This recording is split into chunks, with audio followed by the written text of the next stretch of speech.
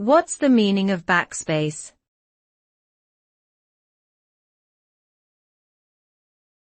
Backspace.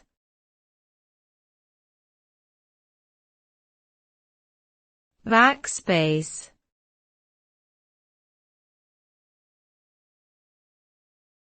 Backspace.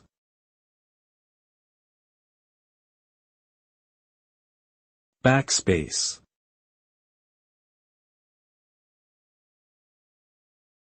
The term backspace refers to the key on a computer keyboard that allows the user to erase the character to the left of the insertion point.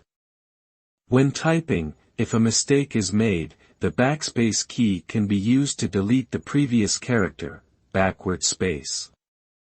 This function is particularly useful when editing text or code.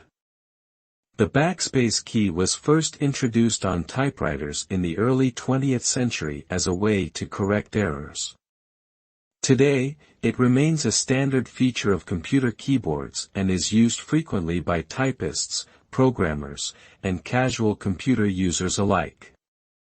Its simplicity and effectiveness have made it an essential part of modern computing.